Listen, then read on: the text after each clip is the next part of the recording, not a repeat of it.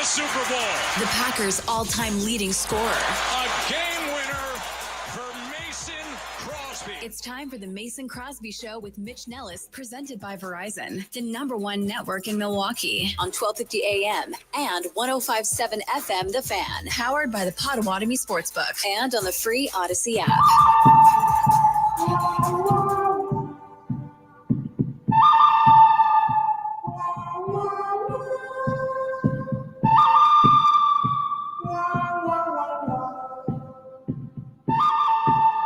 Oh, I'm feeling it. Yeah. Let's go! Yeah.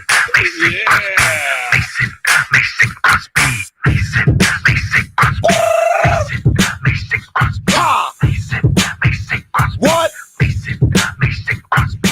You know, this would feel a lot better if the Packers won. This is the Mason Crosby Show presented by Verizon. We are not 9 to 11. No, we're not. We are noon to 2 now High on the noon. Fan. High noon with Mason Crosby. What's up, mate? Good morning. It's fine. Good after. What is it, No, midday? I needed that. I know. That was great. We're going to dive into the weeds on all things that happened yesterday with the Packers. Obviously, Brewers talk. They were able to clinch, but still didn't win the game. So we'll get into it. But I needed that. I needed that pick me up, and I think that's when we were talking yesterday. I was really actually excited we weren't going at 9 a.m. because I feel like we just needed a little time. Yes. Little time to process Yes. this. Little time to dive into it a little bit deeper. I don't know if I feel any better about anything, but at least I think we had the time. And I think everybody, it looks like everything's gone great so far this morning. A lot of interaction on the Fan Talk and text line. So if you want to jump on and give your opinion as we get going into all of our topics, Nicolay Law, Fan Talk and text line 414-677-1250. We are here for all of it. Let's get this thing rolling. Yes, sirs. Yes, sirs. I'm Mitch Nelles. He's Mason Crosby. Tommy Wirtz is here as well. What I don't even know what this is. Like all of us together in the same room right now. Like it doesn't even happen anymore. Well, and it's happening like today, and that's it. Well, right. Because I'm gone the next 2 days. Mason's gone on Wednesday. Like we'll be back on Thursday. Everybody, see you later. Yeah. See ya. Well, we're getting you started though. We're getting you started here. Mason. Tommy's been there all day, so Tommy's just making a 15-hour Tommy lives here day. now. Mason. Yep. What the hell? What happened? What the hell? Happened? Yep. By the way, Tommy, why do I have your laptop? I messed up. Yeah, I took your laptop. You took my laptop. That's fine. Okay, yeah. What the hell is what the hell, Mason? Yeah. What the hell? I think that is the question. And I think our first question out to the world is who's to blame more on this? Is this loss more on Matt LaFleur or is it on Jordan Love? Because the defense held them to 13 points, right? So it should have been 10. It should have been 3. Should have been 3. Yeah, the defense did their job. The defense held them to 3 points. So who is this? Who do we pass the blame game around to? Or is it a combination of both of them? And it specifically probably comes down to one play, right? Yeah. That we can all look at. 3rd and 3, right? Yep, 3rd and 3. 3rd and 3. They pulled a Russell Wilson. It was a Russell Wilson. It was a Russell Wilson that not quite as important, but that's what it was. Like throwing an inside slant. We run 3 tight ends all day long. We're running it's like we love that putting 3 tight ends on the field. But in 3rd and 3, we decided to spread out. Just go 4 wide receivers, spread the field. You got 1 tight end in there, and you can say all you want, bad play call, all those things. That throw was not good. No, you're better off taking a sack, of course, and just punting the ball away. Yep. You cannot throw the ball there. If they take a sack, if they take a sack and punt the ball away, they win the game. That's it. Yeah. That's all you have to. Because if the guy doesn't intercept it, he threw it at his feet. It's almost like he was trying to just throw it into the ground and just carried it a little too far. Well, it's probably a little bit of, he realized too late on the throw a little bit too. And Jordan Love gave an explanation as well after on the interception. Triple slant concept, and they're in man coverage. And, I'm trying to work Wicks right there, number 2. And, the safety that was guarding Tucker, fell off that, passed it off, and got in the window right there and not even see him. So, it was a really tough play, especially in the, circumstances of the timing of the game right there. So, one we're just going to have to learn from move on. It was obviously the worst play of the game, but I'm interested to hear where you guys want to go on our question. Nicolay Law, Fan Talking text line 414-677-1250 if you want to join the program. Was it more on Matt LaFleur or Jordan Love yesterday?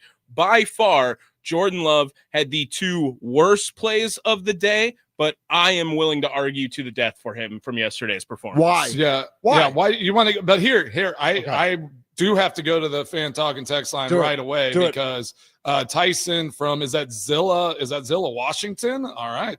It has to be the offensive line. So he throws another wrinkle in there, which I was going to bring up as well. That's a great is it great the offensive line, though? Or does that go back to LaFleur? Does that go back to LaFleur for even starting Zach Tom? Because if they don't start Zach Tom, I think the offensive line has a totally different day. Okay, so let's break it down. It was a mistake to start Zach Tom. Thank you. mean, whoever did that, like whoever put that and said like this is a good idea.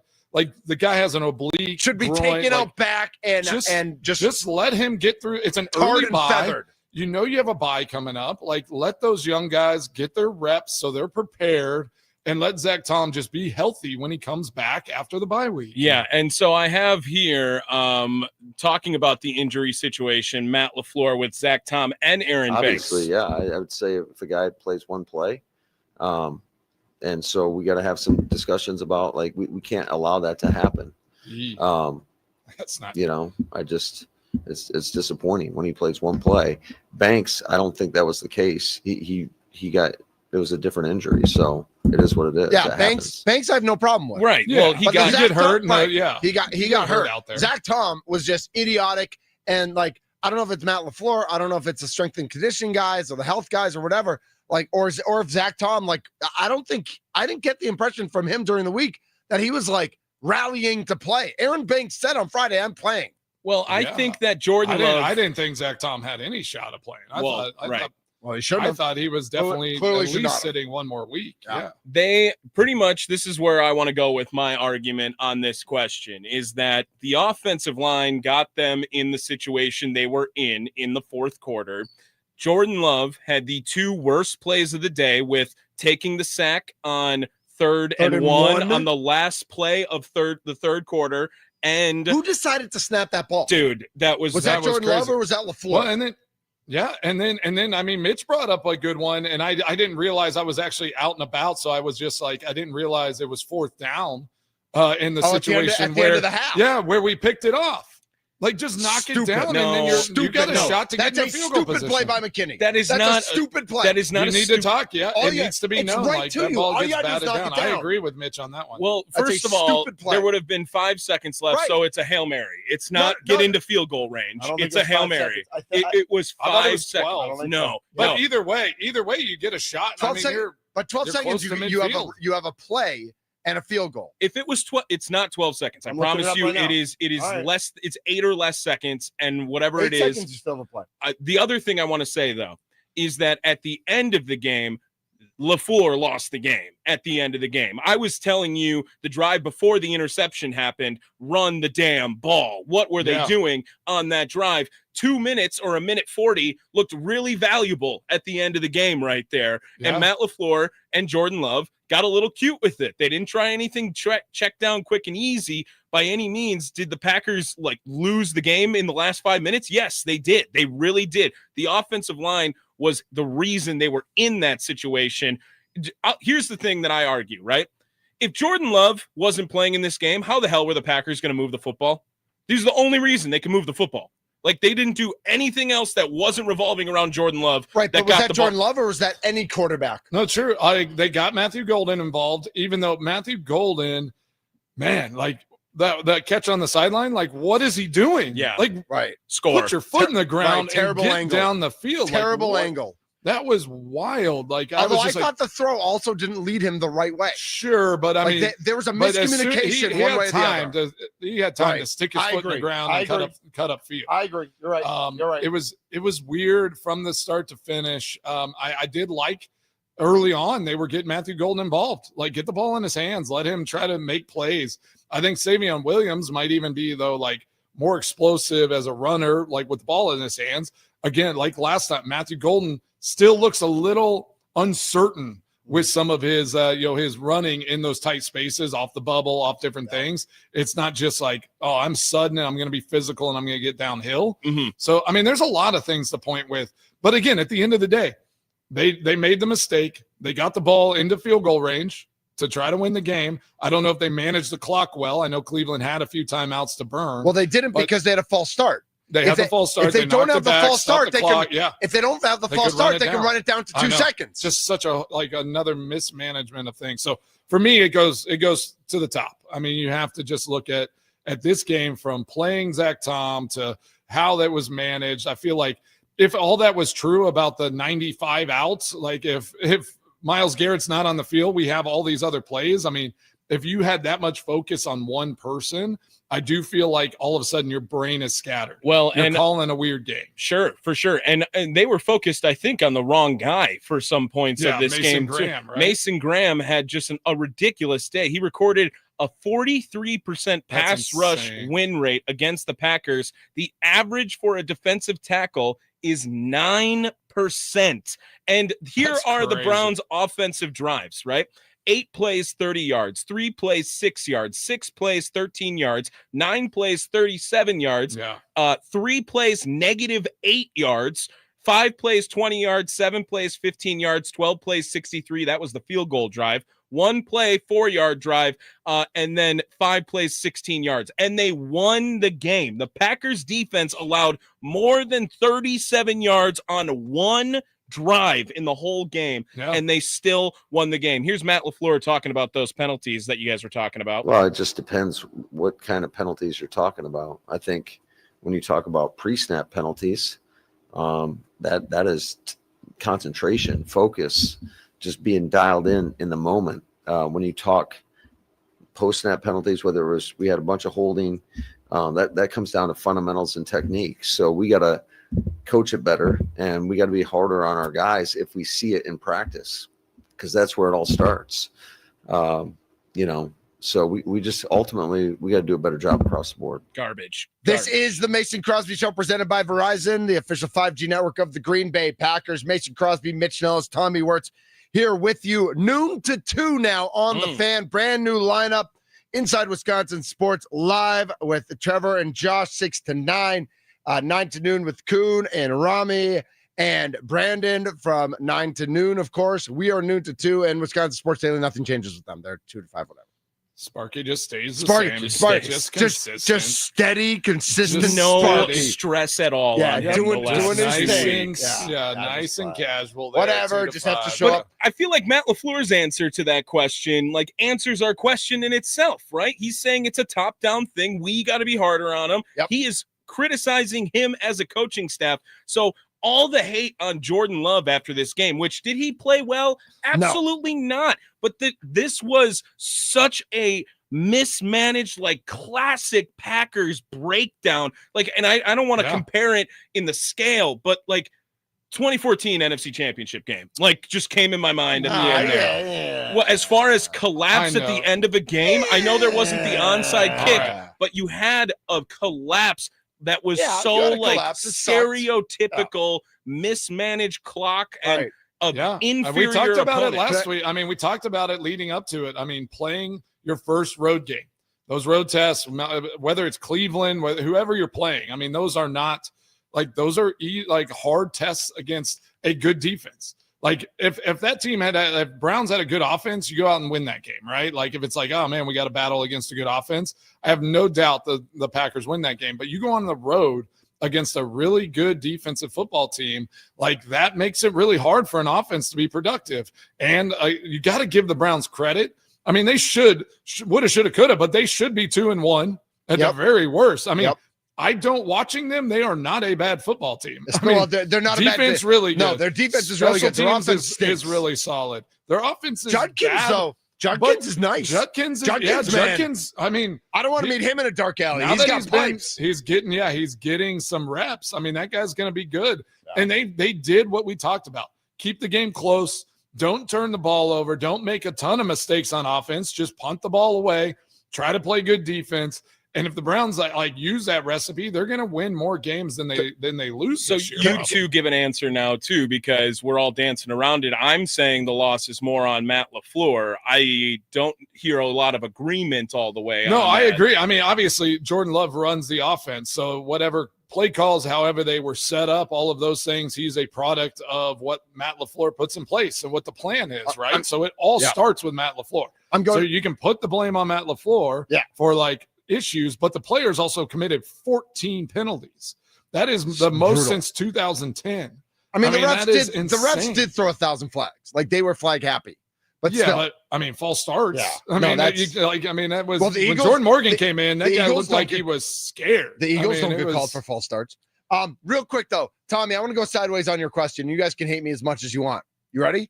Yes. Rasheed Walker last week. What did he say? Oh my God. I am happy they lost. This team, even after 2 wins, needed a dose of humility, needed to eat the humble pie, and this is a non-conference loss. So at the end of the day, this loss is not going to matter in the standings. Oh, sure. They did not lose a divisional game. They did not lose a conference game. This is going to I want to start writing chapter 1 of the book of this season, because when we get to December and January, every player on this team is going to say, we lost in Cleveland, and we all looked at each other that we knew that was bullcorn, and we knew we couldn't just show up anymore and just win games. We needed that humble pie because we were being total jackwagons and all the words I'm not allowed to say on the radio. And that was good for us, and it shut us up, and it refocused us, and then we became a football team ready to win games. Sometimes you got to get hit in the mouth, in order to kind of get your real path on, direction on the way. Because like I think those first 2 games, it was just like, wow, this is special. There's a lot now. They're the best ever. Now you're getting into real football. Like football is, these weeks 3, 4, 5, 6. I mean, this is where that like the real football starts showing itself. Cleveland, played great defense. Like they should have lost that game. I mean, the Packers still should have won, right? Yeah. I mean, let's snap on that field goal, maybe just a little low if we're being nitpicky. I felt like the time of the get off, I didn't time it myself, but it felt very slow from snap to kick. And honestly, like, I don't know. I never want to like throw shade at kickers because it's like I've hit bad kicks that have gone in. I've hit good kicks that have gotten blocked. So you don't always know. But, the ball might have just come off a little low. Guy got a good push. Should Kraft have gotten a nudge on him? It wasn't the edge guy that blocked it. Oh, that's right. Yeah, that's why I say it might have been a little low, just because like. Oh, right. That's right. They pushed back a little bit, but again, also you don't get a false start. All of that. I'm not saying like a 42-yarder or whatever. Like that's not long. Right. You still hit a normal ball. Yeah. But if you're kicking a 35-yarder, you're just hitting that thing like just a moon ball. And that guy's not blocking that kick, right? So it does change it just a little bit. But yesterday was weird. What there were 5 block kicks in those early games. Well, and there were 3 kicks within like 2 minutes. I mean, just went back and forth. Yeah. And the Jets blocked one, took it to the house, and Philly, then still ended up losing. And then Philly blocked St. Louis to solidify that win. Like, I mean, did I say St. Louis? Yeah, you did. Yeah. LA. Yeah. Well, the Rams. The Rams. No, but I mean, I got St. Louis on the mind because the Brewers were in St. Louis this weekend. It's crazy to think though, now before we go to break here, is that with this loss now, like tied with the Vikings. That's fine. With the record. Yeah. Like you're gonna be, it's like, I mean, are the Bears great now? Bears are great now. No, the Cowboys might be the worst team in football. The Bears are bad on better defense. Than Cowboys the Giants. Are so bad. Like I hope we air raid them all day. I agree, whenever they play. If Jordan Love gets touched once by Dallas, I feel like that's a fail. Yeah, they should not touch his jersey. We're going once. streaking. Yeah, we're going streaking in Dallas. Let's do it. This is the Mason Crosby Show presented by Verizon, the official 5G network of the Green Bay Packers. Browns 13-10. Brewers lose 2 out of 3 in St. Louis, but still clinch the NL Central. Badgers, I can't believe they put up 10. Oh my God! They're so good. We'll get to it. Yeah, we'll get to it. We will get to it. Yes. Fire everybody. Jeez. New lineup here on the Fan inside Wisconsin Sports 6 to 9, 9 to noon with Kuhn, 9 to noon. Noon to 2 is us, 2 to 5. And then 5 to 6 is the fan postgame show with Tommy Wirtz because Tommy's not on enough. We need more Tommy. Man, I got a Tommy hug today. It was pretty good. It was pretty good. A good one. Yeah. All right. We got more talking about yesterday's loss. We've got G of the Week, a new segment that we've got on the show as well. Then at 12:40, we've got producers of No Packers, No Life, a fantastic documentary coming out that we're going to talk about. Ryan Wood from the Green Bay Press Gazette and USA Today is going to join us at 1, and then we'll do our pick reviews at 1:20 before we get to Mason's extra points. We don't even have enough time to be on our own show. I think I'm 0 for 3 right now. Like, we'll get there. You're 0 for 7. This is the Mason Crosby Show presented by Verizon, the official 5G network of the Green Bay Packers.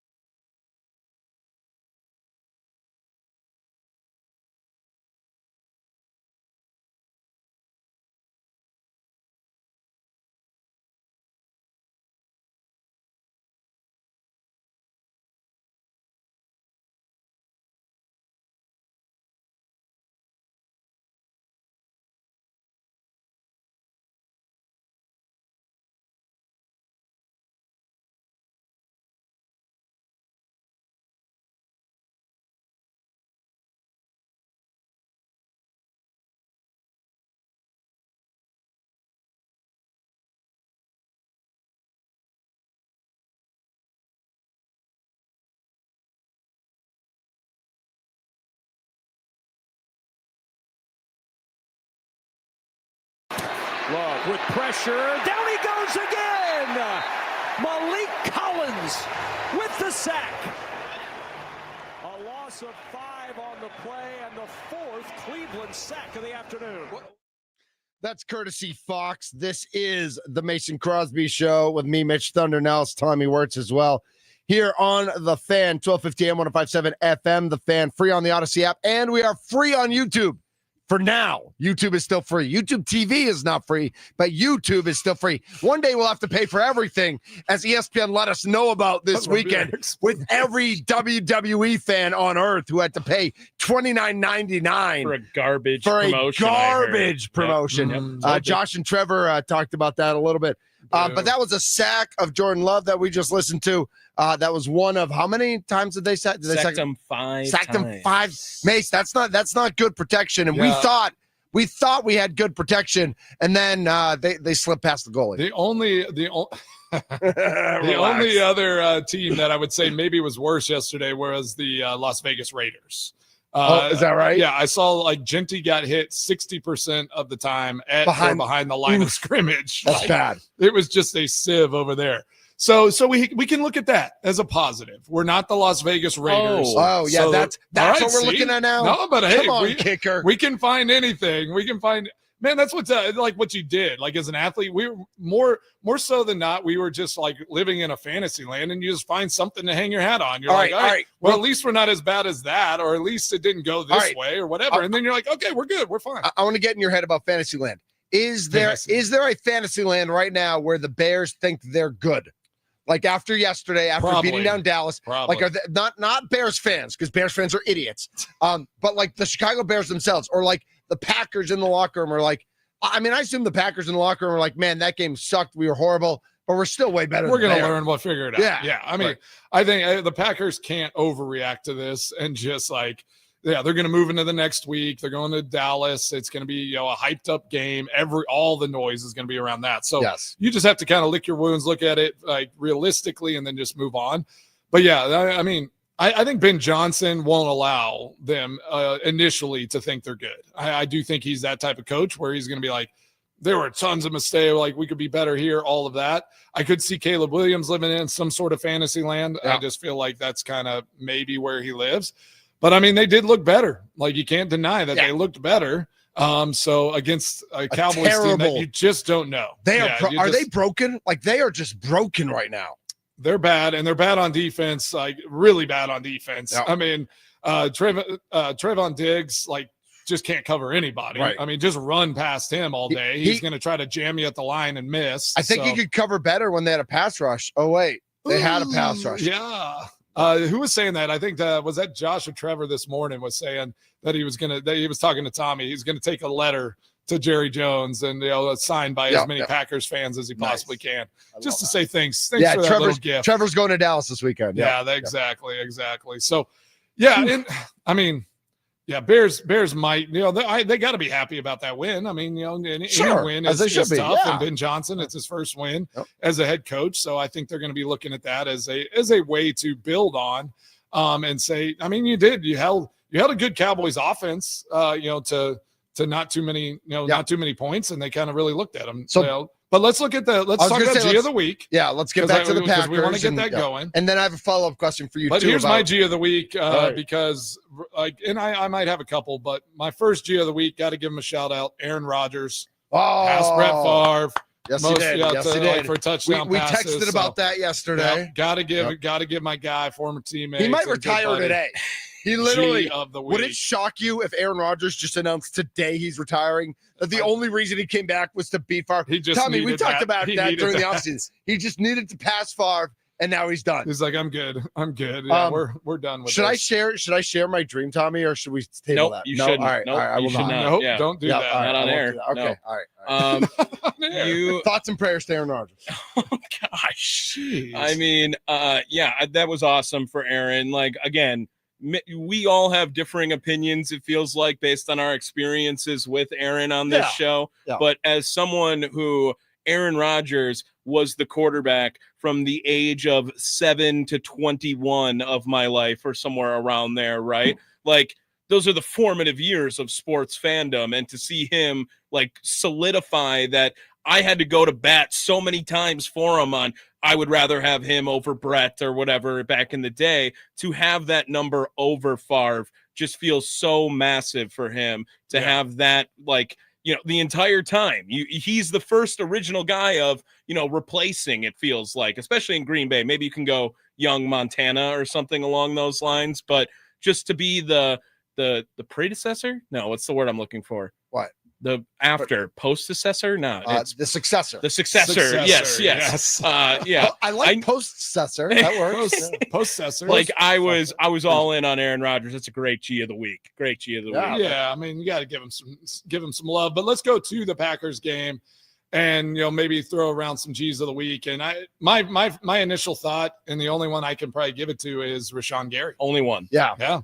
2 sacks. What has he got? 4.5 sacks. Yes. He's a stud right now. Yeah, through 3 games. I mean, again, he's going to break his most sacks in a season. He's leading the league. Yeah, he's 4.5 sacks. Miles Garrett came into yesterday with 3.5. He had half a sack yesterday to get up to 4. So Rashawn's leading the league. Brian Burns with the Giants and Byron Young with the Rams also Burns have 4. might be out though, right? Yeah. Get hurt. But Rashawn Gary leads the NFL with 4.5 sacks right now. Ugh. I mean, that's a good G. And we talked about it. We're like, just having Micah Parsons on the field and Van Ness is playing at a high level, like all that. Like Rashawn Gary is going to be that guy that I think is, you know, and he's showing that you have to account for him, or he's going to be a disruptor. So which that's awesome that he's doing it, because it's gonna free stuff up. At some point, they're gonna be like, all right, well, Rashawn Gary's being disruptive enough. We're not gonna just double Micah Parsons. We're gonna try to go one-on-one at some point. And then everybody's going to eat. So obviously the defense did their job. I mean, they did their job. Like it's hard to say that they didn't, or what could you have wanted more from them? They did their job in that situation. Here's a not G of the week. Ooh. And I want to like, and this is not a player, something that I'm interested in. I thought you were going to say Schmelton Schmenkins. We might talk about him. I'll talk about him with Ryan, like what he thought with Ryan Wood. Yep. But what did you think about that last spot? Like, is that not that was illegal? That was there's no way that was legal. Like, doesn't the ref have to set it? They said it. They do have to tap it. They can do that now. But I mean, they spotted their own ball, and they spotted it a yard, and then the ref just tapped it. Right. Yeah, from where they got to. Like, I mean, I feel like you at least have to spot the ball correctly. Yes, totally agree. Because the Cowboys got called on that and ran timeout on them one year because they spotted the ball and didn't let the refs make sure it was in the right spot. Yeah. Like, that's crazy. I get that you're in a hurry up, but like you still have to have like correct spotting of the football. Mm-hmm. Like that is insanity. Yeah, you are Mason, you are 100% on this one. Like, it not was a G. Not a G. Refs not a G. They, and granted, if they spot the ball, the clock runs out. Mm-hmm. But like, that's a chance you take when you throw the ball in the middle of the field with 12 seconds left. Yeah, exactly. I mean, it was well executed by the Browns. They knew the time. They knew they could get a spike if it all went as planned. Like, you practice those situations, so well executed by them. But I just still I'm like, this is the NFL. Like, you can't just let players spot the ball wherever they feel like it to hurry up the clock. That's not how this works. I agree. I did not like that at all. Can I give a not G of the week as well? I'll start with the negative here. Luke Musgrave, who maybe shouldn't have had so much attention, but I don't think I can give that not G to Tucker Kraft after fighting through, which everyone thought the season was over on Thursday as he's injured in practice. And is he going to play? And he fights through it. This felt like a real opportunity to have Luke Musgrave get involved in some capacity into this offense. You don't see his name at all on the stat sheet again. And like you said, Mason, they're rocking around with 3 tight ends trying to make something work, but all of a sudden he's vanished. Like, what is going on with him? Like, you hear all of this talk about him in the preseason and what he's doing in camp, and he's becoming more and more useless as the days go on. Yeah. I think Fitzpatrick might be a better tight end right now at this moment. At least he blocks and he does more on the caught a touchdown pass this weekend. Yeah, exactly. Yeah. No, that's a good one. That's a good call. This is the Mason Crosby Show, presented by Verizon, the official 5G network of the Green Bay Packers. We are live on YouTube right now. Remember, you can post comments on YouTube as well. You can also find us on the Nicolay Law Fan Talk and text line 414-677-1250. But feel free to dump some comments into the YouTube chat as well as we look at our G of the Week. I have a G of the Week, but I'm not sure I like my G of the Week. Does that have to be a Green Bay Packer? It's going to be the Brewers. I know it's the How'd Brewers. you know? I mean, Jared Koenig Saturday night made the wrong play, and that actually ended up being magical because Andrew Monasterio was the G of the week. That throw was that throw was a laser. Should we relive it right here? Tying run at second base. Donovan snagged by Koenig. Got a man in a rundown. Nobody's going to take the out at first. Monasterio's throw and out at third. What was he thinking? Yeah. Like the Brewers get 2. So I got into a little bit of a Twitter discussion about this because apparently Tim Dillard, who's on with Sparky, and we might have to get him on the show, said that was the right play. It's absolutely the wrong play. Like, I coach softball. I've coached softball for years. I've played baseball for years. I know I'm not a Major League Baseball player, but when you have the lead runner in a rundown, you run at that runner and you get the lead runner out. And it's great that it worked out, but it was the wrong play. Yeah. Now you have to get the guy on second out first. Right. Now, with that, it was magical. It was magical because Monasterio that was such Brewers threw a baseball. laser. Right. That was so Brewers. I loved it. I loved it. But I mean, it's like, why is he like he like looked both ways and then he just fires it to first and then right back across. I mean, to get the ball out of your glove that quick and then throw that laser that hard is impressive. And then I mean, I think you can say the Brewers G of the week too, that you lose a ball game and you still clinch the you still clinch Central. Yeah, and they clinched a first round bye, so they do have a first round bye clinched. So good. Their magic number is 3 against Phil with 6 to go. Their magic number is 3 against Philadelphia to get the number 1 overall seed. Brewers playing in San Diego tonight. Philly is, I believe, they're playing the Marlins. I don't know where. I don't care. So they're going to get some wins. So the Brewers have to pay. The Brewers just have to take care of business. Yeah. The Brewers just have to go 3-3 to end the season. Go 3-3, you're done. You don't have to worry about Philly going 6-0 or whatever. I know it's not going to be easy. Cincinnati, I believe now is in the wild card. They are a game ahead of the Mets. Is that right? So Cincinnati coming to come up. Cincinnati coming to Milwaukee later this week is not going to be easy. So I'll give Monasterio my G of the week because he was the big highlight for the Brewers over the weekend. G of the week, Mike McCarthy. More to come later. Ooh, I like that tease. I like that tease. All right, we got to get to break. We've got a great, fun Packers documentary story that we got to get to coming up here. You're not going to want to miss this. I know Mason wants to dive right into this because this is, you know what? After yesterday, we need some happy Packers talk, right? Yeah. And I want to ask if you don't know the story, it's Japanese Packer backers and a movie that's been created about their journey. So you don't want to miss this. We're going to be talking all things Packers and the fandom there in Japan. So it's awesome. It's not just nationwide. It's worldwide. It's worldwide. This is the Mason Crosby Show presented by Verizon, the official 5G network of the Green Bay Packers. We're in the Fan Studios powered by the Potawatomi Sportsbook.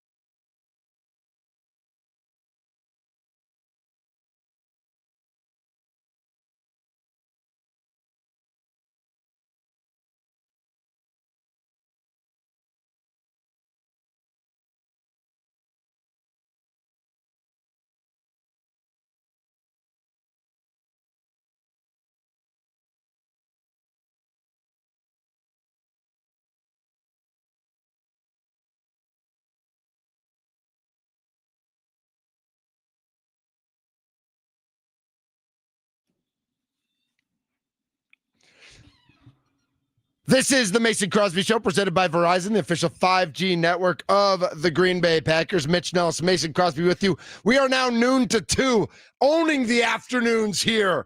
Midday afternoons? I don't know. Midday, I don't know what you call it, but we'll figure it out. High noon, right? We're high noon, buddy. We're high noon. All right. I'll get that in my head. Joining us now on the Fan Guest Hotline powered by Gruber Law. The Japanese Packers cheering team, new movie to debut in Marcus Theaters October 17th. Sean and Ty, why don't you tell us a little bit about what you guys got going on, Mr. Packers fans? Hey guys. I'm Sean.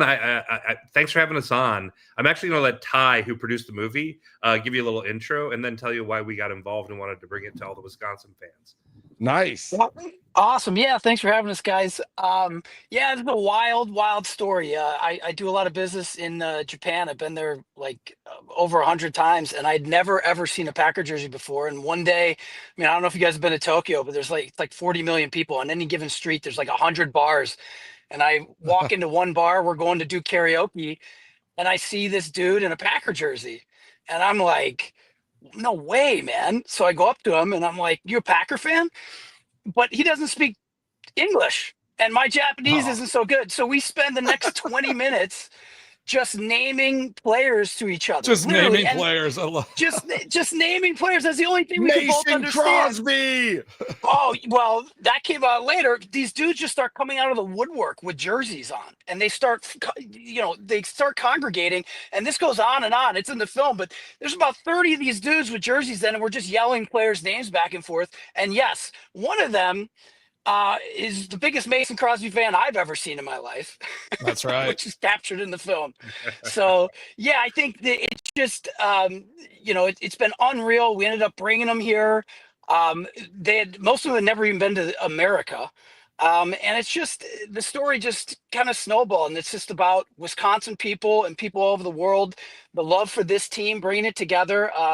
We both happen to be exceptional partiers as well. So that was a great aspect that we learned, and just more amazing people coming out and sharing in the story, including Mason, who was a hero, and it's the peak of the film. But I think, yeah, so just been totally awesome and really excited to share it with Wisconsin and share the story. Well, this is Mason Crosby here. Appreciate y'all jumping on. I am so excited to watch the whole of this film, and I know it's coming out in theaters there in Wisconsin at Marcus Theaters starting October 17th. Is that correct? Or yes, that's correct. So but this is not your first run at a documentary, a film about Wisconsin sports. Y'all did Just a Bit Outside back in 2024, talking about the incredible story of the 1982 Milwaukee Brewers. So maybe hit on that a little bit and how this journey has kind of started building and kind of getting steam as y'all are kind of showcasing some awesome moments in Wisconsin sports. Well, thanks, Mason. I ended up directing and was one of the producers on Just a Bit Outside because I fell in love with the team in 1982. I was 14 years old, and I was at a bunch of the games and the playoff games and lived that crazy roller coaster of a season with all these amazing players that we all felt like we knew so well.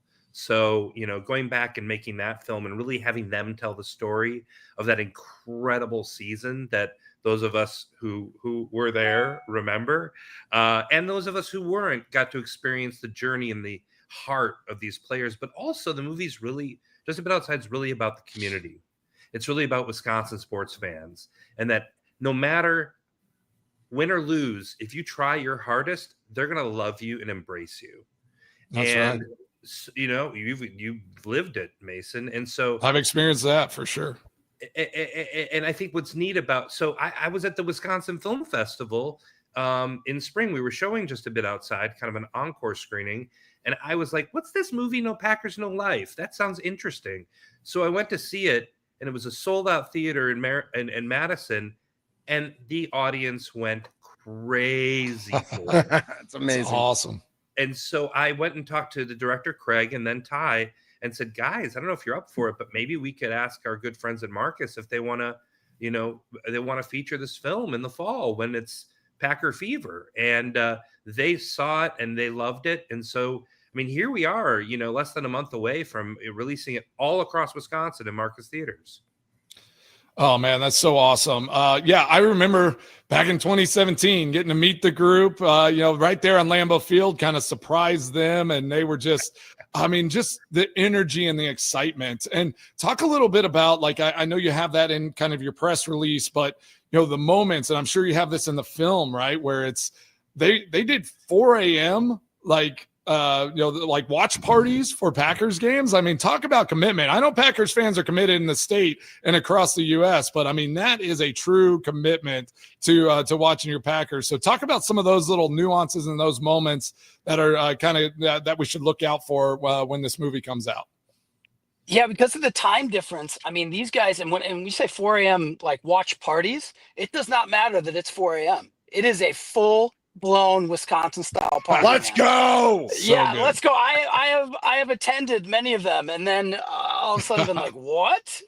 It's 11 o'clock in the morning. But they get up at all hours. They watch their favorite games over and over again. When I first came across them, they were watching their favorite game from the season for a second time. So these people, like, the passion, and it is just, it's so unique. And they rearrange their schedules to make sure that they watch the games, and it's such a massive community. And so when you take those people that are so deeply passionate about it, but they've been on the other side of the world, and you bring them to the actual place, I mean, it's just fireworks. It's just an absolute explosion of energy. That's so great. That's so great. We got Ty Morse and Sean Hanish, the producers of No Packers, No Life. That's going to be premiering October 17th. I really can't wait for this one. And, a good buddy of mine, Jay DeMeritt, obviously heavily involved. He's been in my ear trying to get me, see if I can't make it work, but I'm hoping there might be an opportunity. I'm going to be in the state of Wisconsin there in October. So I'm hoping I can maybe pop in and, do something around all these events, but it's going to be such an awesome time. Tell us, tell everybody like where they can go, how many theaters, like what the release is going to look like, so everybody that's listening can go and check this out. Well, I can definitely speak to that, in that we are going to be in 17 theaters across the state of Wisconsin and in Gurnee, Illinois. So Nice. We are going to be in southeastern Wisconsin. We are going to be in Madison. We're going to be in La Crosse. We're going to be in Green Bay, Appleton. We're going to be, I believe, Wausau. So we're going to be statewide on October 17th. The tickets for that don't go on sale until October 3rd, but that's okay. We'll be all over the air. Plenty of time.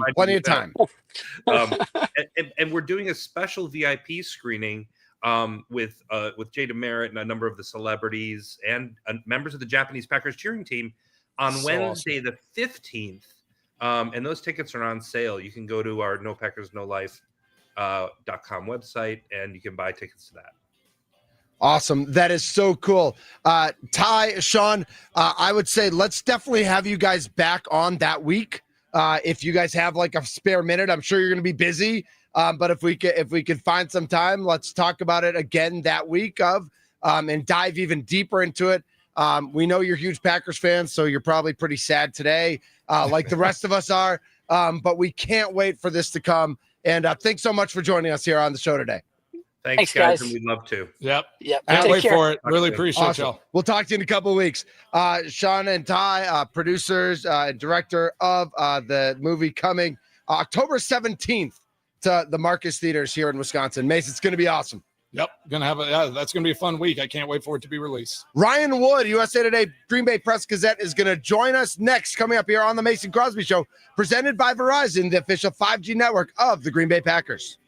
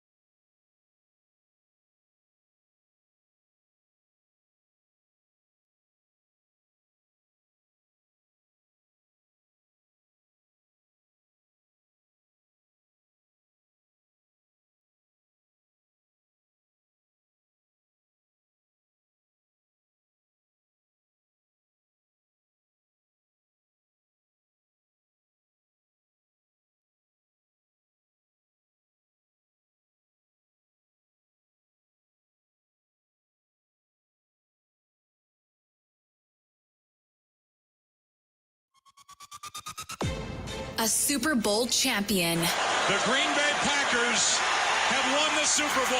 The Packers' all-time leading scorer. A game winner for Mason Crosby. It's time for the Mason Crosby Show with Mitch Nelles, presented by Verizon, the #1 network in Milwaukee, on 1250 AM and 105.7 FM The Fan, powered by the Potawatomi Sportsbook, and on the free Odyssey app.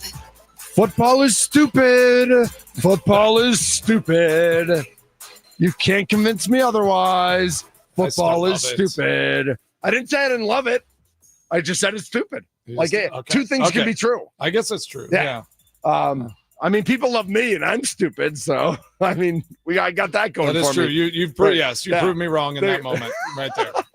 On people loving him or that he's stupid? Both two things can be true. There it is. Two things can be true. This is the Mason Crosby Show presented by Verizon, the official 5G network of the Green Bay Packers. Everybody else is new, and we are the best. Am I allowed to say that? I just did. Yeah. We're not new. No, we're the best. We're new time though, noon to 2, and joining us now, and he's going to tell us everything. He's going to tell us who to blame. Matt LaFleur or the offensive line or Jordan Love or Snoop Dogg probably has something to do with it. Probably just like playing against a team that wears uniforms that look like poop. I don't know. That probably has something to do with it. Joining us now from the USA Today Green Bay Press Gazette, the one, the only. His team's not in the wild card anymore, so he's kind of depressed about baseball too. Ryan Wood. That was good to see you too. Thanks for that. Hold on, I should probably turn you on. There you go. Go ahead. Good to see you too. Thanks for that. Yeah, as if I needed to wake up today and have that reminder. Seriously. Yeah. So Ryan, who do we blame? Who do we place the blame on for this game? Tyrese Halliburton. It's Halliburton. Yes. Yeah. Achilles tendons. It's not one person in specific. I mean, it's a whole lot of blame to go around when you lay a disaster of those proportions, right? You can't throw the pick. You have to know that what the safety's responsibilities are. Recognize that he can slide into that throwing window and never let go of that football. That can't happen. You can't. You all week you're preaching Shelby Harris is the guy on field goal block you have to account for. You can't let him get that kind of leverage and get his right hand that high in the air and just smack it down for a 6th all-time career block field goal in 11 NFL seasons. If he's the one guy, he can't be the guy to block the kick. You can't have all those offensive line issues, which is where I think it kind of started. Jordan Love throws the interception. Other than that, I thought Jordan Love was okay, other than one terrible, terrible interception. Yeah. He was harassed all day. He was sacked 5 times in 3 quarters, and that's only the 2nd time in his career he's been sacked 5 times in a game. The only other time was week 4 of 2023 when Jordan Love was still very much a new starting quarterback trying to figure out in the league. So much of that I don't put on Jordan Love. And it'd be one thing if he was just under constant duress. He wasn't. There was also penalties up and down the offensive line. Mm-hmm. It was a double whammy. So, and on top of that, you had 10 days to prepare an offensive game plan for this game. How does Zach Tom get on the field only playing 1 snap when you have all week to evaluate him medically? That should never happen. But you've got, I get, hey, the Cleveland Browns defense is very, very good. It is a very legit top NFL defense, but you had 10 days to come up with a game plan, and that's what you had. Yeah, Matt LaFleur gets some too. Well, I think sometimes that's the issue, right? It's like, talk about overthinking. It's like, all right, we have 10 days. We're planning. They have like a whole list of plays to run. Like supposedly, I don't know if that was the truth from what the commentator, they kept saying that if Myles Garrett's out, this is our play sheet, right? And it's like that should not be a game plan.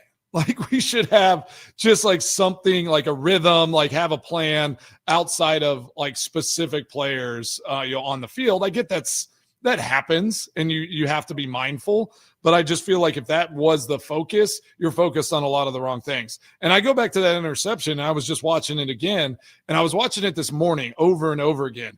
And honestly, I'm going to say, like, I'm not sure if it was supposed to be all slants.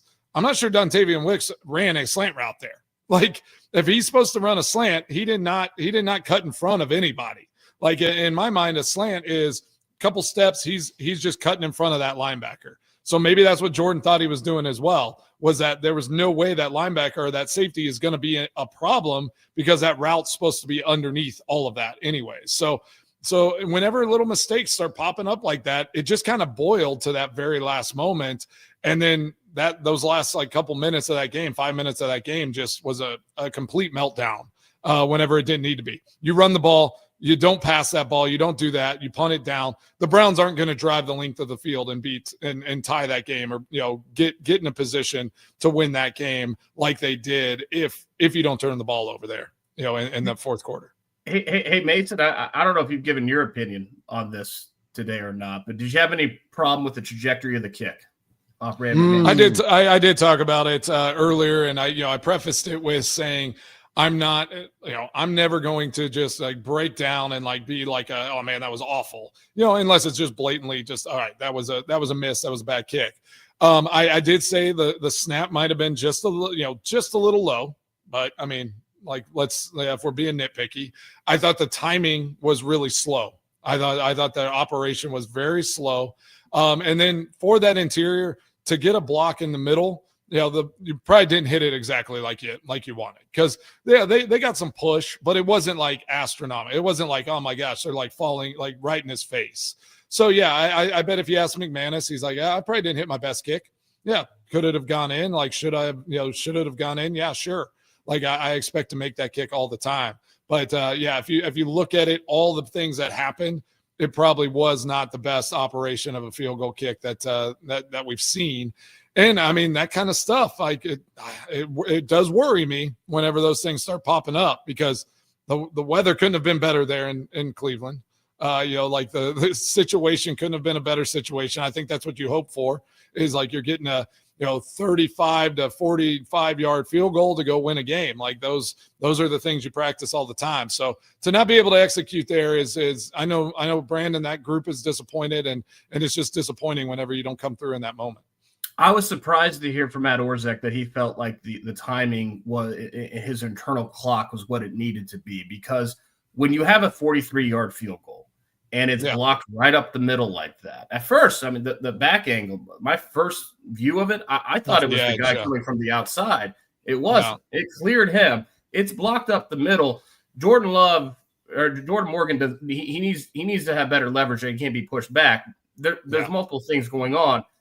But that football should clear the line of scrimmage, right? I mean, right up the middle like that. That's not what you expect. In a situation like that, again, perfect conditions, field looked like it was in good shape. Like, the expectation is that you can just hit a high ball, release it, and let that thing go. Doesn't matter if it's 35 or 45-yard field goal. Like, those should be the same kicks in that situation. Again, McManus is a pro, and I'm sure he's just like, I mean, I gotta do better. Honestly, like my brother texted me, just full disclosure, he texted me, he was like, I think he was missing left if that doesn't get blocked. And if you watch it, you could probably have that argument. I mean, from that, I mean, where he blocked that kick, I mean, it was like kind of left of the guard, unless it had a little fade action, which sometimes those balls do. That ball might not have been hit great and might have been going left. So honestly, as a kicker, sometimes you're like, I mean, like I don't want to get kicks blocked, but almost rather have it blocked than miss a kick in that situation. I'll give you something I did not have a problem with, and I might be in the minority here, but I did not have a problem with them throwing on that 3rd and 3. I had a huge problem with throw, but I did not have a problem with them throwing. First and foremost, Josh Jacobs averaged 1.9 yards per carry with that offensive line. They were not running. They were not running and getting a first down there. I think you have to like the mentality from the sideline of, okay, the Browns have one timeout, which means if you get the first down here, the game's over. Yes, you could play to the defense that was just dominating Joe Flacco all day. I understand that. But I don't think you want the sideline thinking passively in that situation. I think you want the sideline thinking, let's go win a game right here. We need 3 yards. We're not going to be able to run it.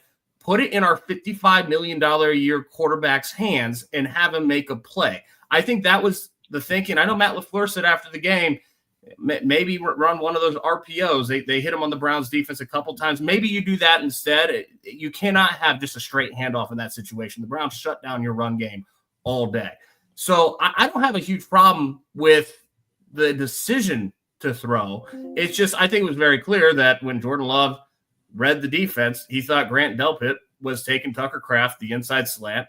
And it was almost like he saw it last minute, because that throw was – he almost tried to hold on. Yeah. Yeah. He was like, oh no, in slow motion. And he just couldn't hold up. And that's what happened. So the decision to throw, I'm fine with that. I'm fine with the aggressiveness in that situation.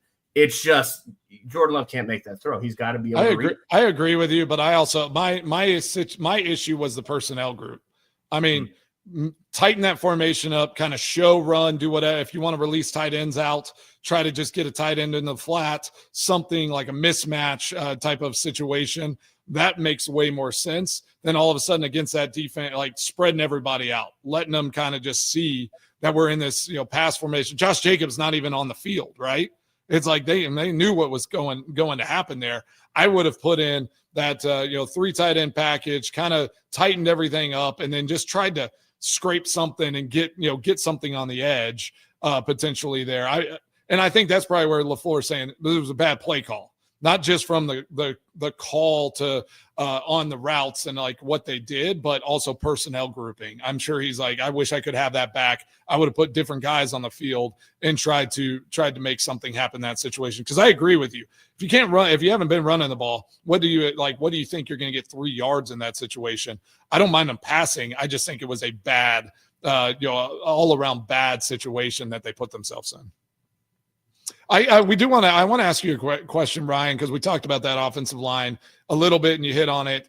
But from rewatching some of the offensive series, for the first time, at the center position, I thought Elton Jenkins didn't have he didn't have a great game. Like he looked a little slow off the ball. Like he was again playing a great defense on the road is a whole different animal. They're going, they're not, they can't have a snap count. The defense is kind of dictating a little bit more of what you're doing on offense.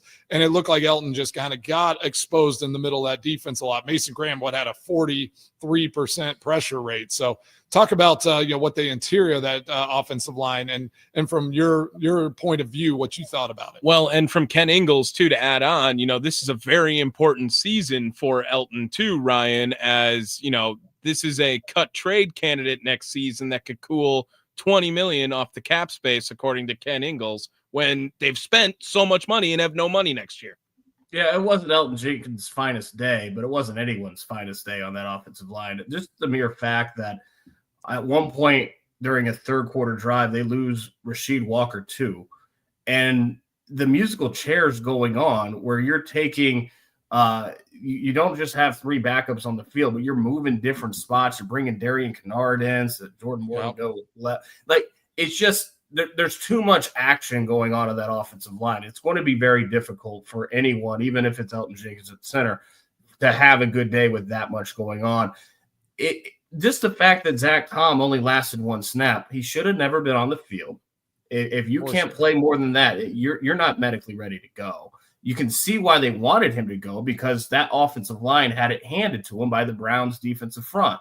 They saw all week on film, this is a very, very good Browns defensive front. You got to have our best 5. There was urgency there, but you're not helping anyone if you can't play. And he wasn't helping anyone with 1 snap. You wonder if kind of ruling him out a little early and being able just to work with one group throughout the week instead of juggling throughout the week in practice, if there would have been more cohesion on the offensive line, because that's what I ultimately saw was a group that just they weren't cohesive. They were not connected, and they were going against the Browns defensive front that absolutely took full advantage of that. Yeah, I totally agree. We got Ryan Wood here, as he is always going to be joining the Mason Crosby show at 1:00. He's with the Green Bay Press Gazette. We're licking our wounds from that bad Browns loss. I mean, we talked about it a little bit last week, though. I feel like the Browns, like defensively, are an elite team. And this was one of those where, I mean, the Packers should have won that game for sure, but I don't think we were under any impression that this was just going to be a cakewalk. Like, they were gonna be tough, and they were gonna, hit us in the mouth on defense, and we were gonna have to try to be productive on offense. In spite of that, our defense, Packers defense did their job. So, what do you think of this Browns team? And do you think it's as bad of a loss as everyone's saying? I think odds makers, I think it's like all the pieces that you kind of said, like, there's an expectation to win that game. But like after it has unfolded, like what are you going to look back on this loss and kind of feel if they right the ship and this season goes as planned? Certainly the way it happened was bad. And I don't just mean the last 3.5 minutes, although yes, that was also bad. I was asked after the game by a colleague on the beat, you ever seen that before? And I'm sorry, Mason, but my response was, I was in Seattle for the 2014 NFC Championship. Oh, Tommy brought that up. Yeah, Tommy. There were flashbacks there, right? But other than that, it's pretty rare. You don't see that a whole lot. It's a rare collapse.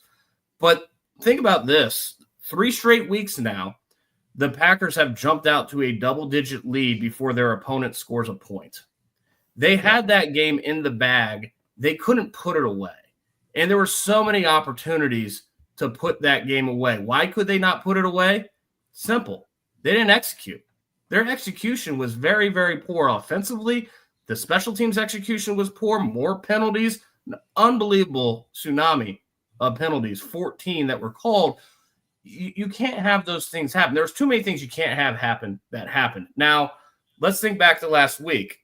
Their left tackle, Rasheed Walker, is talking about going undefeated after 2 games. I asked Jordan Love point blank yesterday, do you feel like internally you guys bought into your own hype a little bit? And he dismissed that. But that kind of speaks for itself, doesn't it? When you have a starting left tackle talking about going undefeated after 2 games, they're feeling themselves a little bit. Yes, sir. Right?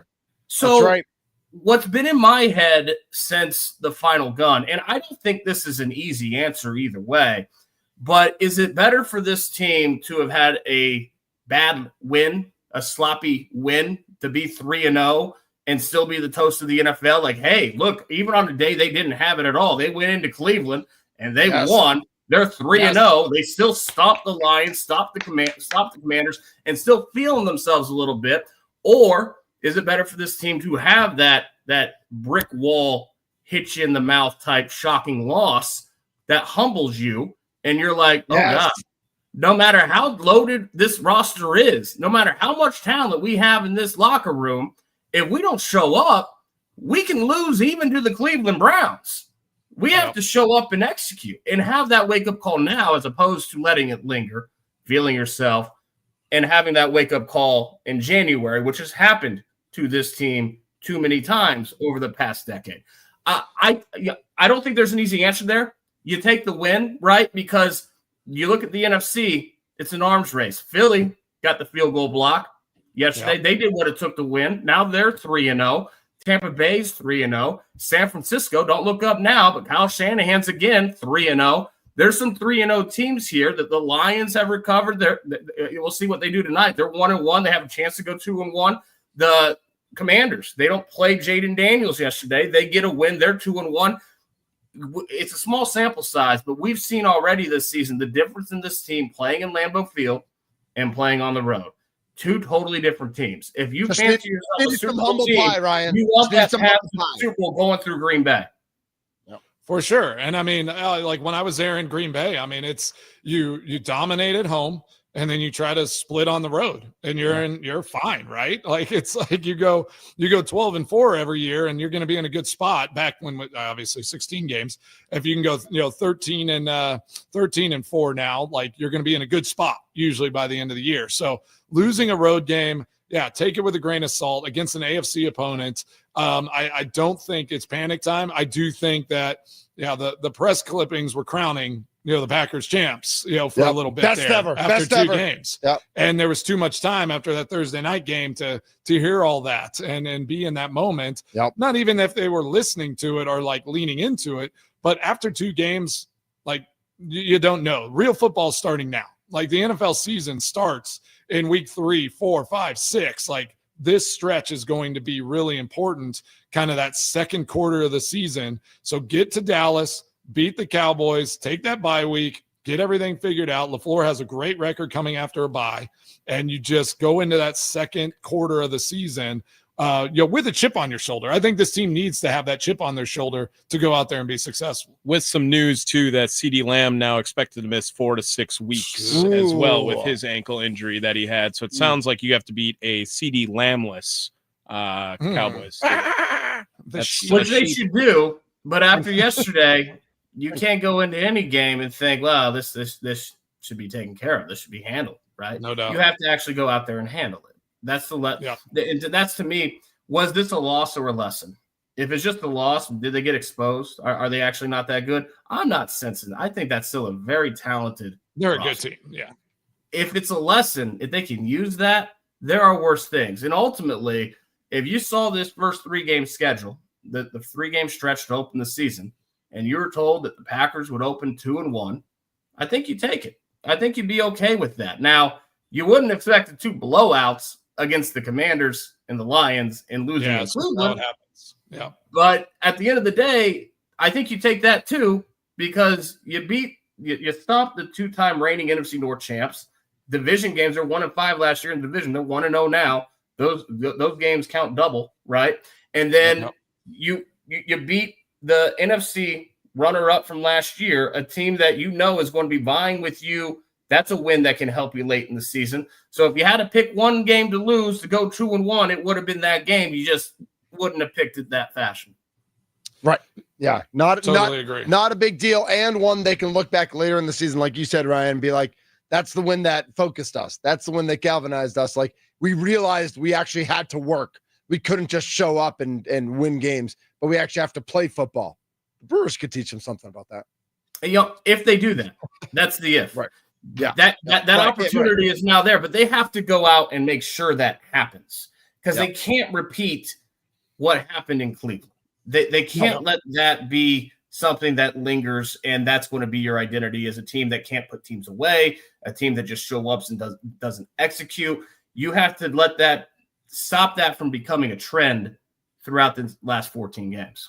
Yeah, and that starts during the week of practice. Like, that is details in practice. I mean, LaFleur talked about it. Obviously, I don't know if they were letting things go in practice, like, just little mistakes, or like no one was being held accountable. I can't imagine that's exactly the case, but those things are going to be hyper-focused on now. It's like we won't go from that play unless it is executed perfectly. Like that's how championship teams are built, is you practice the right way, and then it becomes easy on Sunday because you've done all that hard work leading up to that week, that game on Sunday. So I implore them up there. I hope that they just lean into that work, lean into that grind, and say, like, all right, we got hit in the mouth. This was a tough loss, but now we're going to Dallas, and we're going to do the little things to get better this week. And I can see him doing that. It's you got 2 days to kind of lick your wounds, and then you're back to work on Wednesday. That's right, and feel good going into the bye with the win this week. That's right. Awesome. Ryan, thank you so much for jumping on every Monday at 1:00 here on the new time of the Mason Crosby Show. Thanks so much for jumping on, and we'll talk to you next week. Fun catching up with you guys. Take care. All right. You too. Ryan Wood, Green Bay Press Gazette, USA Today, @ByRyanWood on the Twitterverse. Follow him, and for all the breaking news, he's always at practice. Matt LaFleur speaking today around 3, I think, so we'll hear what he has to say with a day to let this loss marinate and figure that out. Speaking of letting losses marinate, let's get to our picks, Mason. What do you think? I mean, I'm not happy about it. No big deal. We have some news and notes that we'll get to in the next segment as well. In the world of sports, some game time sets, some news of some former coaches in the area getting set to retire, and some other news and notes we'll get to too here on the Mason Crosby Show, presented by Verizon, the official 5G network of the Green Bay Packers. We're in the Fan Studios, powered by the Potawatomi Sportsbook.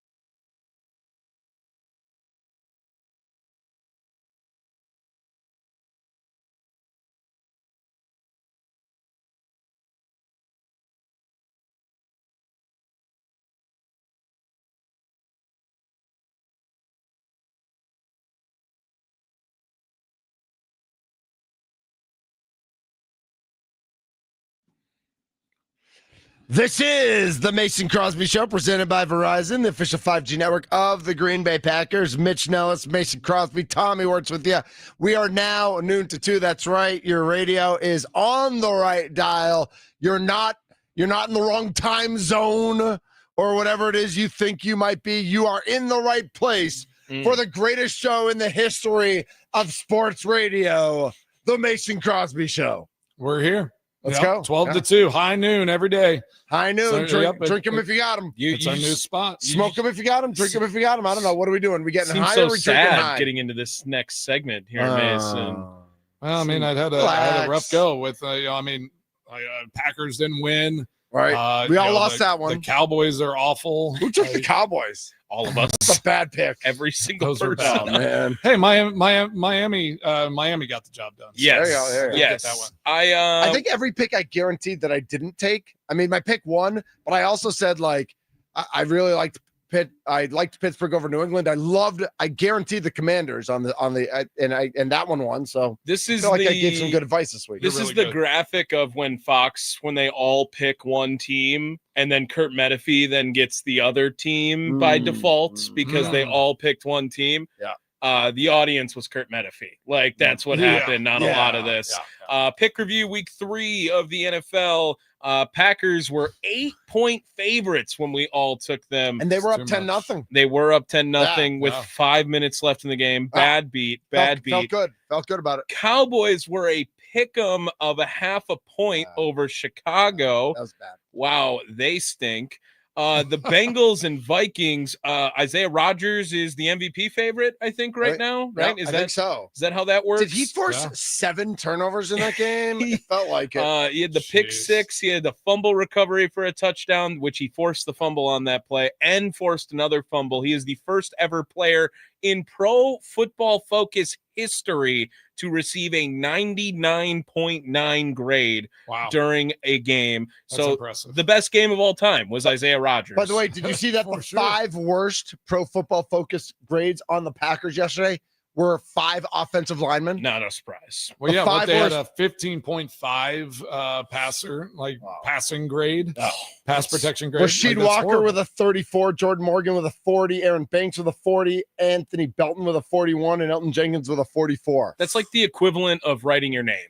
Like, you write the name on the test. Right. You get an automatic, like, They showed up. Couple hundred points on the SAT for like putting your name on. They were there.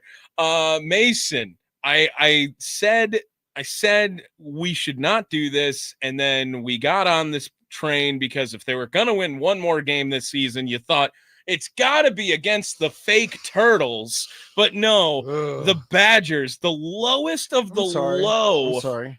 Mitch Nelles rocking with Maryland in the game. I don't think he expected that. I don't know. Badgers. I mean, that was an easy pick. I expected a Maryland win. I was just like I had to try it because I've said ridiculously that they might win 7 games, so I'm like they have to beat Maryland. So I was trying to will it to happen, and maybe finally now I'm officially done. I mean their record now though, like at least the schedule now I can be officially done. Where like I'm like there's no hope for a couple of weeks. Yeah, the Badgers just announced Badgers in Michigan next Saturday. 11 a.m. on Fox. So here's the for fun. Michigan to win by 47. Here's the fun bet now. I asked this to Mitch Nelles. I'm Mitch Nelles. If we take the over under on 3.5 for season wins for the Badgers, who's taking the over? They're going to win one more 2 game wins if they get lucky. Like I have no idea where you find 2 more wins if that's what you're going to look like against the Terrapins of the former ACC. Big Ten, sure, we'll take your money, but no business competing in it. Like that was abysmal. And we're gonna have Nick Osen on tomorrow of 24/7 Sports to talk more about and go in depth on Badgers, Maryland. Good luck with that. I'm glad I'm missing that tomorrow. We should still. I would just lose my brain. We should pick the bye week against the Badgers this week. I picked the bye week. They will go 0-1 this week. They would lose. And I thought Washington was supposed to be bad, but they're 3-0. So they're not even going to beat them. No. I mean, it's rough. Iowa, I mean, I might agree with you on this one now. Yeah. They look so bad. It's bad. It's really bad. It's heartless. The Camp Randall is really the That was sad. saddest. That That was is sad. sad. That's terrible. I didn't think they left games there. Oh yeah, for in sure. Madison. Oh, students don't care. They'll come late. They'll leave early. So you win games. But you win games. I just thought it was a fan base that was diehard. I just thought not for losers. Not for Not Luke. for losing. Not the way they're losing. Like you can lose competitively. They're not even competitive. It's stupid right now. Yeah. Like it's just not like it's just stupid what's going on in Madison. I will also say this then comes to G of the week. If anyone was sleeping under a rock over the weekend, yesterday, Mike McCarthy decked out in all Badgers gear, sitting next to friend of Mitch Nelles, Chris McIntosh, at the women's volleyball game. So if you hear anything, taking down Mitch, the Gators, what's up, Gators? He's trying to get his Suck it, Gator Chump. his daughter a scholarship there. Like that's well, that's maybe all part that's of the deal is that he's the next head coach. Yeah. All right. Gosh, did you think Bill Belichick would go to UNC? Yeah, No, that's but working there's out no really way. well too. There's no way McCarthy's going to McCarthy's Madison. not dating a girl from Madison. Well, we don't know. We don't know.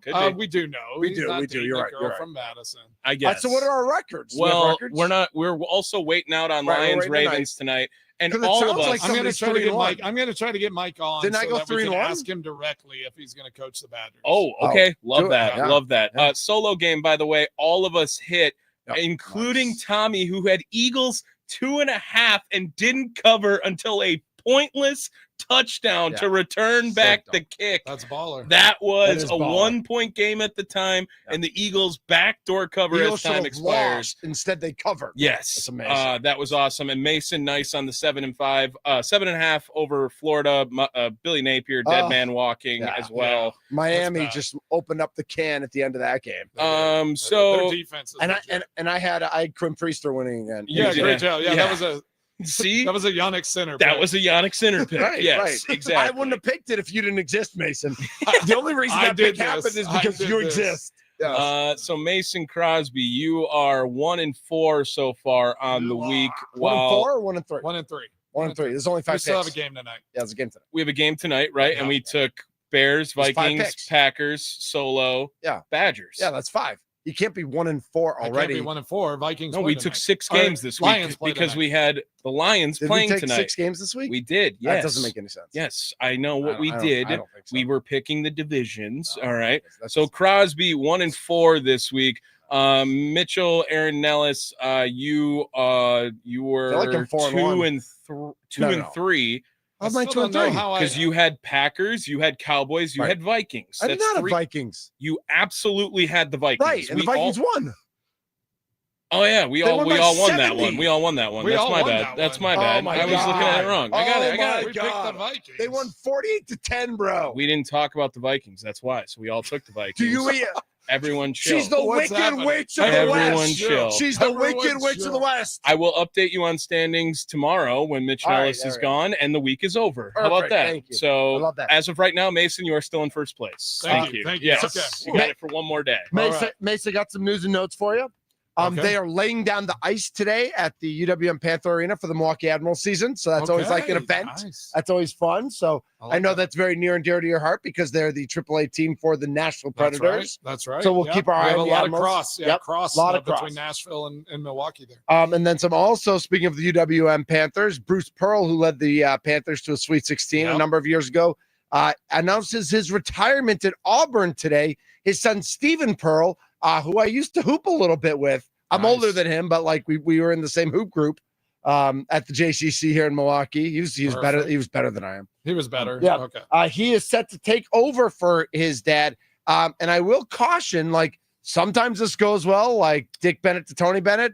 Sometimes it goes really sideways. So I don't love the handing off the reins Look, without an open search. Speaking of Bill Belichick, We're this going to is see the- it at UNC Oh, pretty soon. This is the first instance of Steven taking over for Dad, and we'll have another Steven. one coming up Yes, at it UNC when that wraps up too. So don't forget. But Another news and note that's a little bit of a bummer. Obviously, we talked about CeeDee Lamb with his high ankle sprain, going to miss some time. I just saw Nick Bosa. out for the torn year. Achilles. Man. Ugh. ACL. Was it ACL? Okay. Yes. Yeah, ACL. Someone But else regardless, in Achilles? Najee I Harris, thought there was running a back scare for the about an Chargers. Achilles. Yes, that's Najee what Harris it was, tore his yes. Achilles. Yeah. And Gosh. James Conner, running back for the Yes. Cardinals, Yes. also out for the year. That one- And That one was nasty. I don't know if you guys saw this. I did not see it, but I had a friend who was watching the game at the time, and he said they would not show the replay for Conner. Yeah.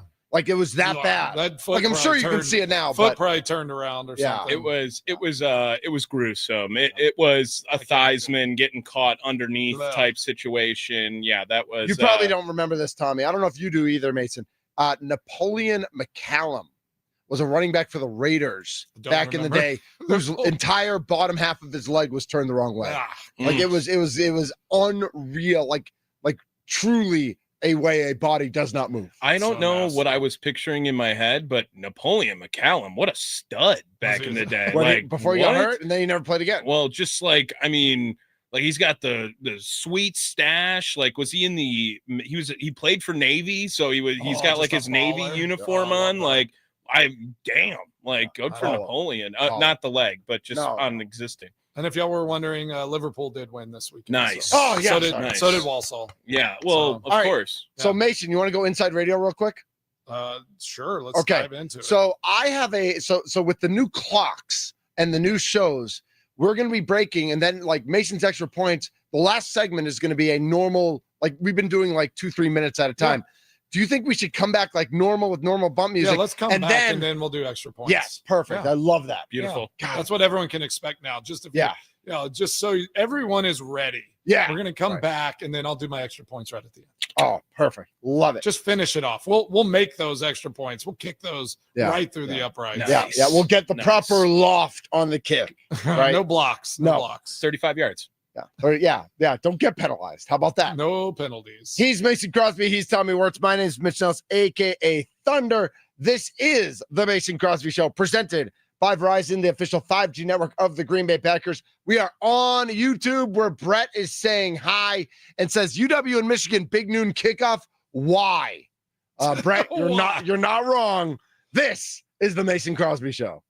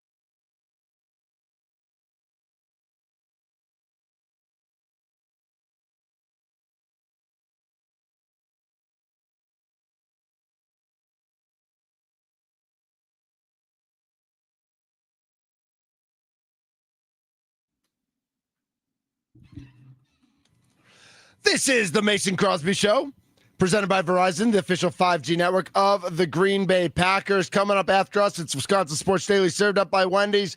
Steve Sparky Pfeiffer and the Gentle Giant, Charlie Uzid, will be in the house. Want to make everybody what's the name of the show from 5 to 6, Tommy? It is the fan post game. So the fan post game from 5 to 6 every day, Monday through Friday, hosted by Tommy Wirtz. He's going to be replaying some of the biggest cuts and interviews from the day. I would say that I am going to take the takes that I want to react the hardest to, actually. And just eviscerate everyone. Yeah. Eviscerate is the right word today, I think. Yes. Yes. Yeah. As you should. Just take it down. And then Tommy's back tonight at 7:30 to 8:30. Tommy never leaves. For the leadoff show. You Tonight, keep trying to leave. Yeah, on literally. YouTube, Yeah, and you then can't just leave. Keep coming back. Yeah. Mason, tonight we got Freddie Peralta, 17-6 with a 2.65 ERA. He's at Nick Pivetta, who's 13-5 with a 2.81 Nice. ERA. Battle, Great pitching matchup tonight in San Diego. Yeah, I like that. I wanted to ask this question as we were in the break. I was thinking about it. Through 3 games, obviously we haven't, there's one more game tonight, but through 3 games, would you say AFC or NFC is a better conference right now in the NFL? Because those Chargers are good. They are. Tommy. I I had to say Talk to me in week 8. The Talk to me in Colts week 8. Chargers are good. Colts are legitimate. Colts are the best. Colts are legitimate. I mean, they are actually a really good ball club. So They're fun. I find it hard to rank the conferences besides who the best teams are. And right now, you'd say it's Philly and Buffalo, right? Are those the 2 best teams? I'm trying to think. So you're thinking more like depth. Just like depth, which conference? I mean, it's probably pretty even right now. You got to think Buffalo, Chargers, Baltimore, and the Colts are probably leading that. Jags are AFC 2-1. Steelers and Bengals are both 2-1, but the Bengals stink. It's probably. I mean, it's too early to tell. It's just like the Packers. The Commanders, season. Packers, we Vikings, can't jump on any Buccaneers at the moment. Bakers. You got Bucks, Baker's cooking, right? Yeah. Yeah, so and then the Niners are 4 teams from each division. The Niners are 3-0. Everybody else in the West is 2-1. Everybody in the NFC West is over 500. The best division in football. And I said Cardinals might be the worst. I mean, they played the Niners pretty well. Yeah, they should have won. They actually might. Yeah, they might be a legitimate team. They're not pretenders. Mason, should I hit the button? Yeah, sure. Let's do our extra points. I want to know what you're What's on Mason Crosby's mind today? It's time for Extra Points, powered by the Potawatomi Sportsbook on the Mason Crosby Show with Mitch Nelles on 1250 AM and 105.7 FM, The Fan. All right. Now that it's the end of the show, it's Monday. Sparky's going to come on and just reignite this fire. Yeah, he obviously. Is. Yeah. But he's I'm got bring the gas cans. I know. I'm going to try to bring us into reality just a little bit. It is Monday. We can react on Monday. Tuesday's a time to reflect and start transitioning into the next week. And then by Wednesday, we're moving on and we are, on to the Cowboys. But let's look at what happened there against the Browns. Faced a great defense, a team that was, back against the wall. They did what they needed to do. And, I think as a football team, you always just hope you have a chance to win the game, even if it's in the last, seconds of the game. And the Packers had that opportunity. They fell short. They didn't get it done this week, but let's take a deep breath. They are a great football team, great defense, especially. This defense is for real. So let's take a breath, realize that it's week 3. Everything's going to be okay. There's a lot of football to be played. As someone said, Mason, once, RELAX. Yep. And now he has more touchdown passes than Brett Favre. So Sucker. He knows what he is talking about. I love it. Aaron knows what he's talking about. But yeah, on Molly and I, we're going to record a Crosby's Crew podcast here with little our good drinky. friend Tony. Well, yeah, a little afternoon, just a little sip. Afternoon with Tony Mall. So Tony Mall is coming on. Yeah, fat guys. One fat guy. Yeah, one of the 3. One of the 3 fat guys. Nice. So yeah, I mean, if you're interested in wine and you want to and have some fun with Molly and I and some former teammates, Just jump on that podcast. Go to Crosby's Crew and check us out. It's Tommy Crosby's CRU. Little play on words. Yeah. Tommy, I think you and I need to record a YouTube live of you and I watching the podcast of Crosby's Crew and our reaction to the podcast of Crosby's See if Crew. you can finish a bottle of wine before we're done. Challenge accepted. Yeah, Challenge exactly. accepted. 414 text in to the Nicolay Law Fan Talking text line 414-677-1250. Mitch is so peppy at a later hour. I love it when y'all are feisty. Great show, guys. Plenty of that to come. I mean, 12-2 is going to get wild. We have a lot in store, a lot planned. We're going to shift a few things around for y'all, but we're gonna bring the juice every 12-2 for this awesome new lineup. Yeah, we are. Mason, we got a minute left. Brett on YouTube says, Mason, will you go coach special teams? You could. I haven't been called yet, but I have won an 8th grade championship, so I'm just working my way up. I'm working my way up, and we'll see where this journey takes me. And I know we made picks, but any quick 30-second thoughts? Lions, Ravens. Oh gosh, it should be a great game, right? I mean, I'm excited for this one. It's gonna really tell. Are the Lions, have they figured it out? Are they legit after obviously beating the socks off of the Bears last week? Are they a legit team? So I expect just an awesome game tonight against should be fun. Two really good football teams. He's Mason Crosby. Tommy Wirtz is here as well. My name's Mitch Nelles, aka Thunder. It's the Mason Crosby Show at a new time, noon to 2 now, presented by Verizon, the official 5G network of the Green Bay Packers. Mason, have fun tomorrow. I'll see you on Thursday. All right, buddy. Happy New Year, everybody. For those who know, if you know.